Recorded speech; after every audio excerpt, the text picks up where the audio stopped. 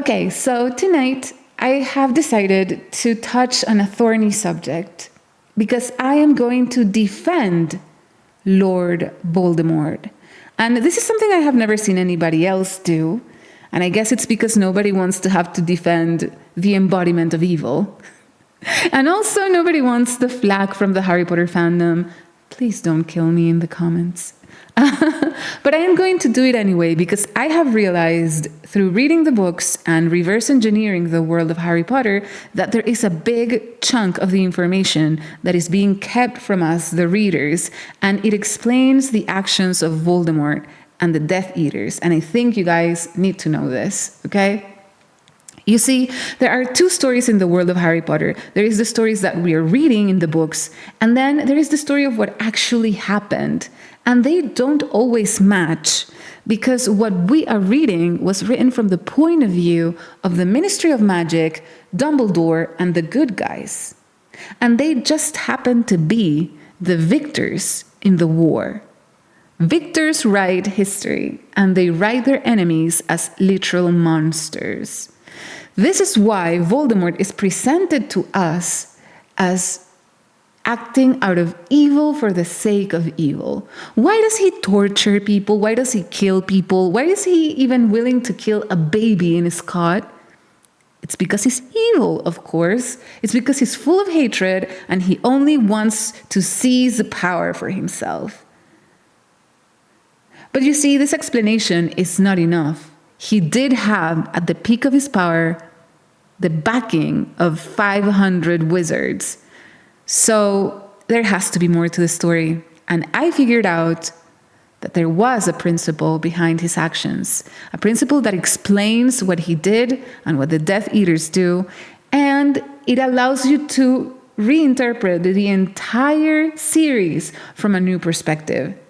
So come along with me. We're going to be, this is going to get much, much darker, but also paradoxically much, much clearer, because now you're going to be able to see all the nuance in the world that J.K. Rowling invented.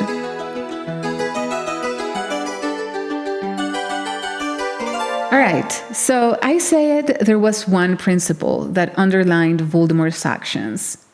What was that principle? Okay, the principle is preserving magic itself. Like I said, there is a chunk of things happening in the world of Harry Potter that we're not told about.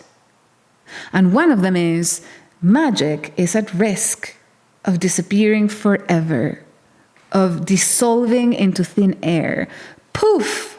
Blotted out of history. No more wizards, no more witches, no more Hogwarts, no more magical creatures, all of it gone. And the true goal and aim of Voldemort and the Death Eaters was to reverse the tendency so that magic could be preserved. So why am I saying this? What is this threat, this risk that is risking the existence of magic in the world of Harry Potter? Because we're not told any of this in the books. Okay, let me explain it to you. It is not that they're going to go to war with someone else. Like, it's not a war against the Muggles. It's not a war against magical creatures. None of that. It's not a curse. No, much more insidious than that. It is a genetic problem. Wizards and witches have a genetic problem. Why?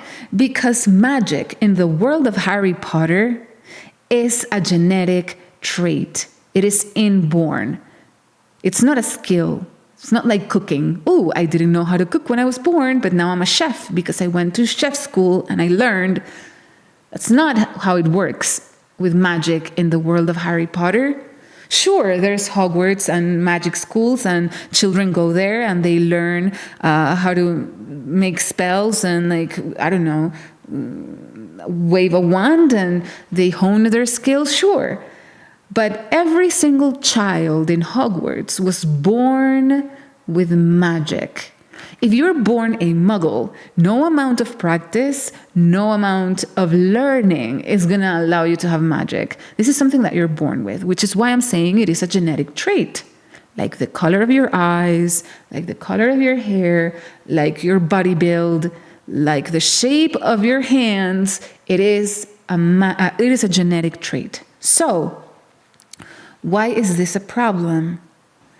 Well, it is a problem because it is a recessive trait, meaning that it is very difficult for it to express itself.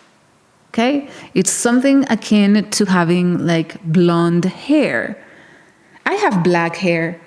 Most people have black hair because it is a dominant gene. Okay? So it's very easy to get black hair. Blonde hair, on the other hand, is very difficult to get because even if you have one parent who's a blonde, you are much more likely to be a brunette. In order to have blonde hair, you need to have blonde hair gene, one copy from your father and one copy from your mother, and only then are you going to inherit blonde hair.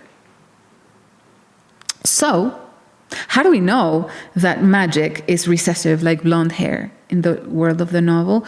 It's very easy. It's for several reasons. One is J.K. Rowling has said that the total amount of wizards in the world of Harry Potter, at least in Britain, is 3,000. There are 3,000 wizards in Britain out of a population of, say, 60 million people. That is extremely, extremely rare. I think it's even more rare than many of the rare genetic diseases out there.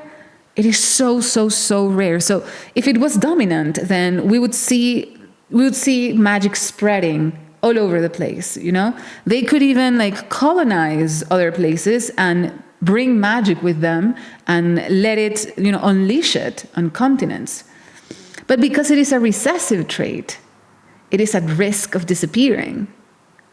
If they intermingle, if they marry with the muggles, then little by little, it is going to disappear from the population.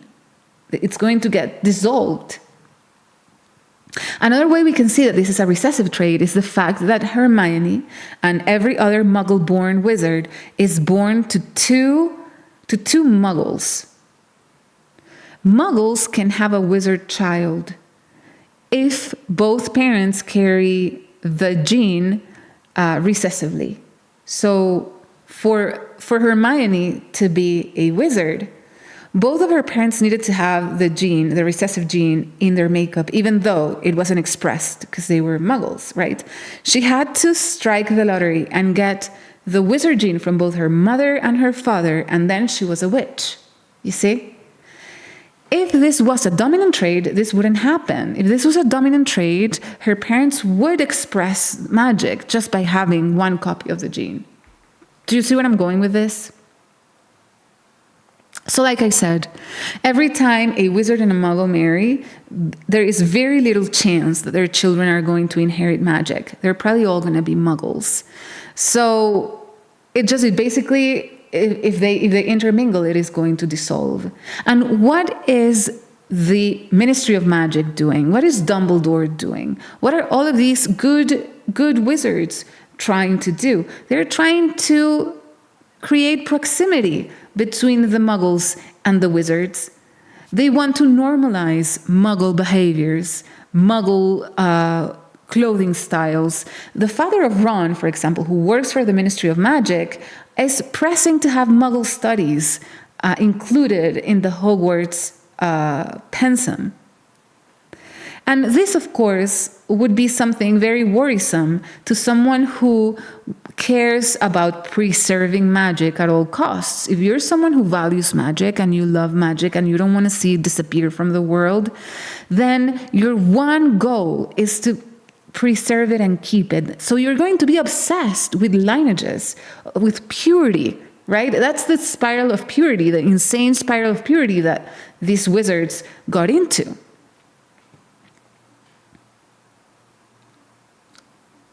But this is the reason why Voldemort got such a huge backing at the peak of his power, you know?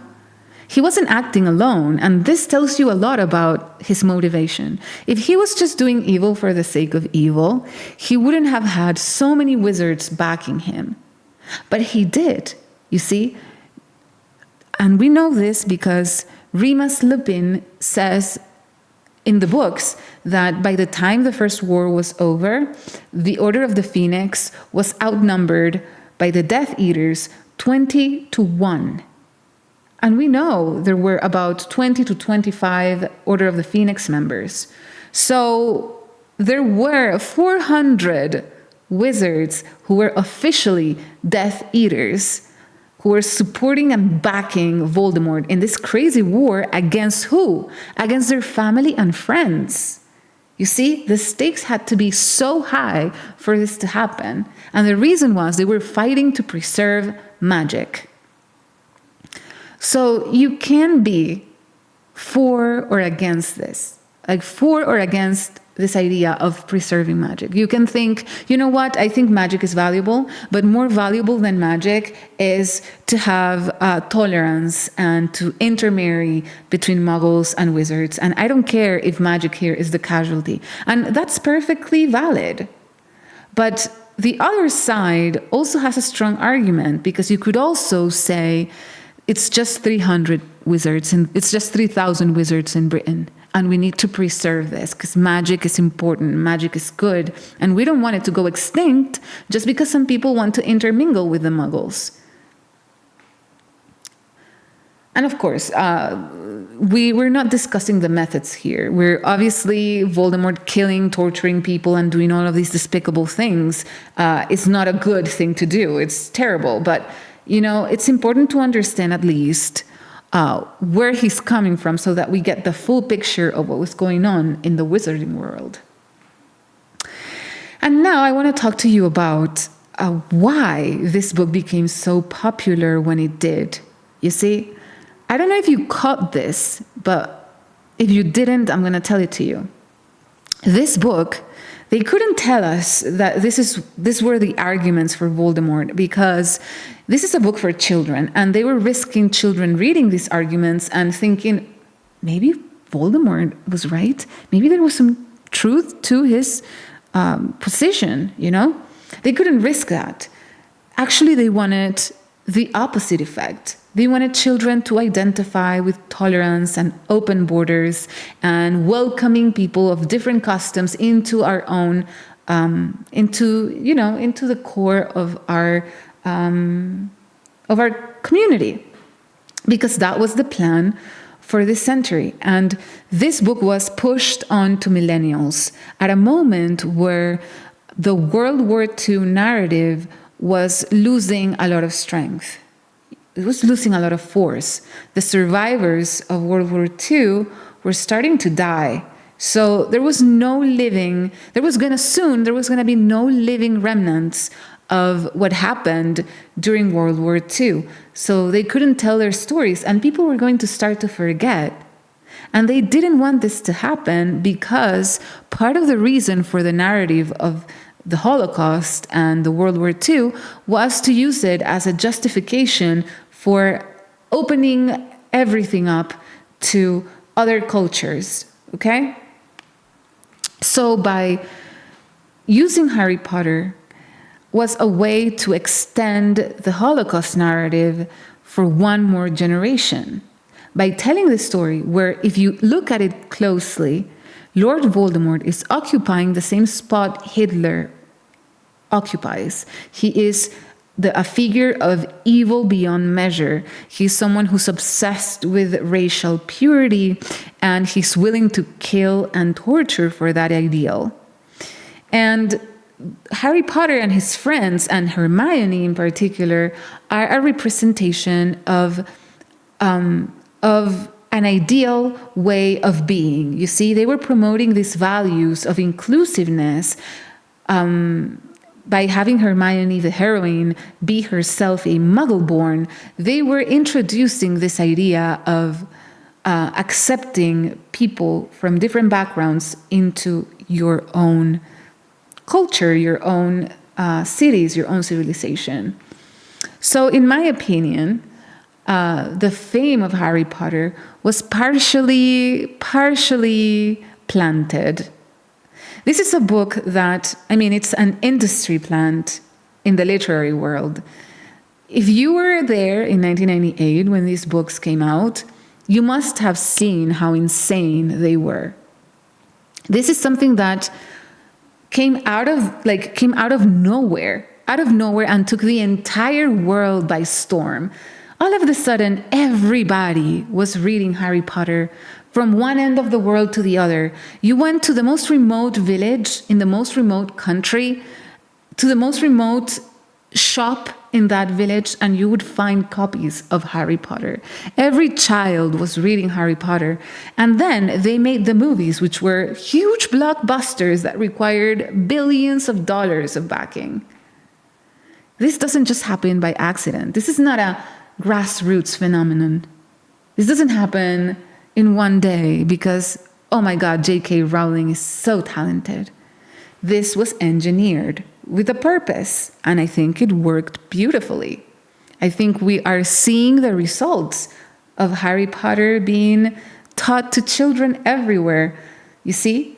And it's interesting to see how these things work. It's interesting to see how you can convince a population of some values, some ideas, and then put them to the test by making them use those ideals to get exactly where you want to go.